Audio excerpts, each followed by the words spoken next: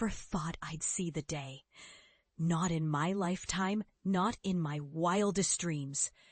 And yet, here I am, standing in the sunlight, watching a land I once thought barren bloom before my eyes. But before I tell you how I got here, how I turned a nightmare into a testament of divine grace, I need to take you back to the beginning, when hope seemed nothing but a fragile whisper drowned out by the deafening roar of doubt and scorn. My name, I am a mother, a woman of faith born into a world that was trying to crush us. My people, Hebrews, had been enslaved, beaten, broken. And worse, under Pharaoh's relentless decree, our sons were being snatched away before they could breathe their first cry. They called it justice. They called it order. But to me, it was murder cloaked in the guise of law. When Pharaoh declared that every Hebrew boy must be slain, my heart shattered into pieces. I was a mother, trembling with love and terror. I remember clutching my infant son, my little Aaron, so tightly, as if I could hold on to him forever. The night I decided to act, the night I crafted the basket, I was consumed with a mixture of fear. Fear of the soldiers, fear of losing him, but also a fierce, unyielding faith that somehow, some way, divine intervention would find its way through the darkness. The act of placing him in that woven vessel, coated with pitch and linen, was my act of rebellion, my sacred surrender. It was a prayer made flesh, a cry to the heavens that I trusted the unseen hand of God to carry him beyond the grasp of evil. I remember the trembling in my hands, the silent tears that fell as I pushed the fragile boat into the Nile's current, watching it drift away like a tiny, helpless hope. The world outside my home was cold and relentless. Soldiers patrolled the banks, their eyes searching, their hearts hardened by the cruel decree. I stayed hidden, my heart pounding in my chest like a war drum. Every knock on the door was a threat. Every whisper of wind outside my window, a death sentence. I learned to breathe without making a sound, to hide with a desperation that clawed at my soul. I kept my faith alive in that silence, whispering prayers that felt like shouts in the darkness.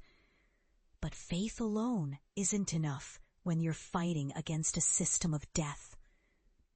The days stretched into weeks, into months, and each day I watched my son grow, knowing that I had cast him into the unknown, trusting that divine providence would be enough to preserve him. I told myself over and over, this is not the end. This is only the beginning of a story bigger than me, bigger than Pharaoh's decree. And yet, that hope was fragile. I was a mother caught in a relentless storm of fear and love. I knew I had to do more than hide. I had to believe that God's plan was unfolding even when I couldn't see it. I surrendered everything. My fears, my doubts, my sense of control, and placed my trust entirely in divine mercy. That act of maternal courage, of divine surrender, was my sacred rebellion. Years passed. I thought I'd buried my hope deep inside, a secret only I knew. But life has a way of surprising you when you least expect it. I returned home after many seasons, after many trials. I had dedicated my life to transforming barren lands into thriving ecosystems, an act of divine preservation through maternal courage and surrender, a testament to the faith I refused to abandon. My work was hard, relentless, but it bore fruit. What was once dust was now green. What was once hopeless was now teeming with life. And then I saw them, my family, standing at the edge of the land I had cultivated, their faces etched with disbelief and shame. They had mocked me for my dreams, called me foolish, an embarrassment. "You're chasing illusions," they'd sneer. "You'll fail. You're wasting your time." I heard their words echo in my mind as I approached. I could feel the weight of their judgment, the sting of their derision. For years I carried that burden, proof of their contempt, yet here I stood, victorious in a way they could never understand. I remember the moment vividly, their eyes fixed on me, their jaws slack with shock.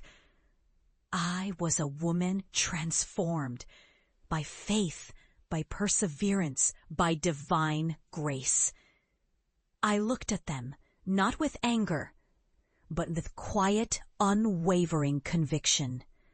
"See what the Lord has done?" I whispered to myself, almost as a prayer. "See how he preserved what they said was impossible." But then something extraordinary happened. The scene unfolded like a divine tableau, my family witnessing firsthand what I had become. What divine preservation through maternal courage and surrender looks like in the flesh. I had turned barren lands into a sanctuary of life. The crops I planted grew tall and lush. The rivers I restored flowed clear and full. The animals returned, wild and free, thriving in the very land they once thought forsaken. Their faces, once filled with skepticism, began to shift. Shock gave way to awe, and then to something deeper. A recognition of divine power, of a faith that refused to falter even in the face of death and despair. They saw with their own eyes the fruit of maternal love rooted in divine trust. And in that moment, I realized the profound truth. Faith is not just a personal act. It's a sacred rebellion against despair. It's a declaration that even in the darkest night, divine promise shines through. My journey from the trembling mother placing her child into the Nile to the woman who turned desolation into abundance was never about proving others wrong. It was about witnessing the divine's sovereignty over death, over despair, over the impossible.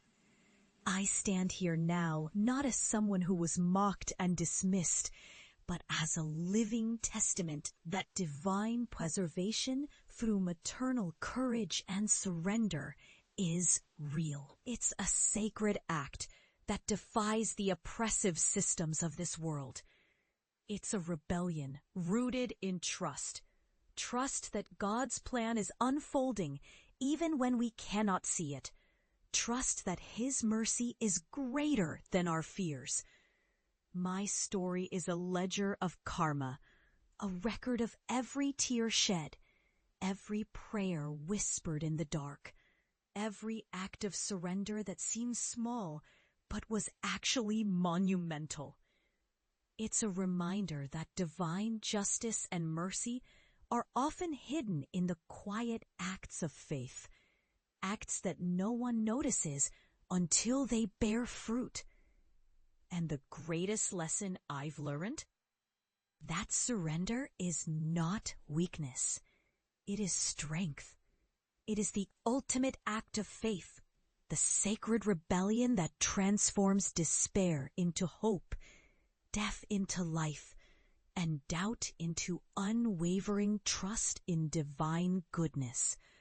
So I tell you this not just to share my story, but to remind you, no matter how impossible your dreams may seem, no matter how fierce the opposition, divine power is at work beneath the surface. Faith, maternal or otherwise, is a divine act of rebellion. Keep sowing seeds of hope.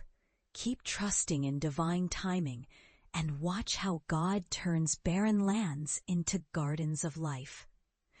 Because in the end, the greatest victory is not in conquering the world, but in surrendering to the divine plan, trusting that even in the silence, divine justice is unfolding. And when it does, it will be more beautiful, more profound, and more powerful than you ever imagined. This is the story of a mother's faith, a divine act of rebellion, and a land transformed by surrender. And it is the story of hope, hope that blooms eternal, rooted in divine mercy and maternal courage.